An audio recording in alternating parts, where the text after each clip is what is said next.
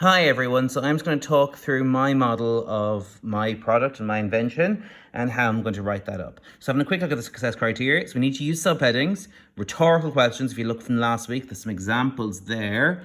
Use persuasive language, highlighting the good points of my product, how can it be used? So you really want to sell your product. Remember, the more you sell, the more money you would make. Use paragraphs to break up your writing and illustrate with pictures of your product and its use. Right, so first of all, obviously, if you're going to use subheadings, you also need a heading, shouldn't even need to be said. So my product is called the Hot Cup. Not a very original name. Right, so then you're going to do a little bit of an introduction paragraph. So, are you tired of your coffee getting...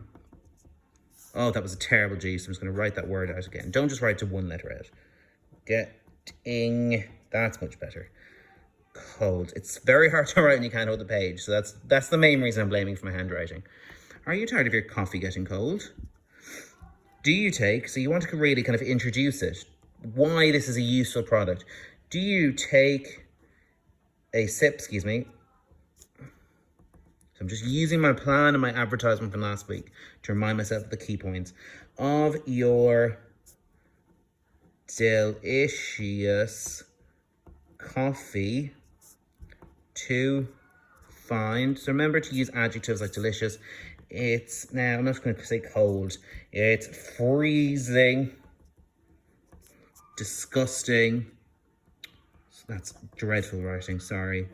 Disgusting and inedible. Do you remember what inedible is? We talked about with plants. It means you can't eat it. So there, look at those questions. There's no answer, and we're not really looking for an answer. So they're rhetorical questions. So then you kind of start to introduce your product. Well, grimace no more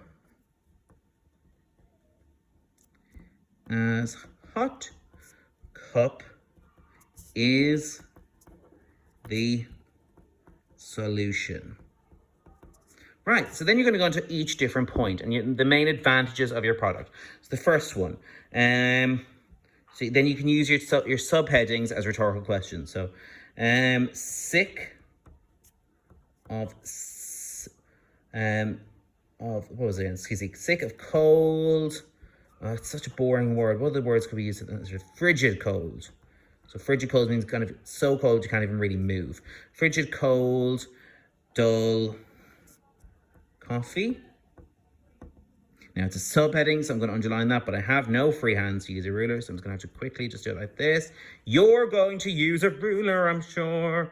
And then you start to give more detail about just this use of the product. Go into real detail and you sell it. How does your product address this? Why is it the best thing to address this problem? So if it's, let's say, a helper that does your homework for you, why is having your homework done quickly an advantage? Really go into detail. So let's just have a quick look at my success criteria and this. So subheadings, have I got subheadings? Yes, I've already got one there. Again, very hard to highlight with this, so excuse me. Rhetorical questions. Now, if you remember, there's some examples there, and there's some work on, you did some work on last week. Rhetorical questions are questions you're not looking for an answer for. So rhetorical question there. I'm not really looking for an answer for it. Sick of frigid, cold, dull coffee. It's so obvious, no one would want that you're not looking for an answer. Excellent. Persuasive language. Now, I haven't got a lot of that yet. There's some great persuasive word choices that you're really going to sell the advantages of your product here. So use that to help you. Paragraphs, I've got one, so I'm going to give myself a little bit of a tick. I deserve it, because I am a star. And then illustrate with pictures of your product and its uses. Not yet, but you've got some there, right? Word mat is there. Use it. It's going to be a really good help for you. And the success criteria is there. And looking forward to seeing them when you guys share them. Have a good day and enjoy your writing. Bye-bye.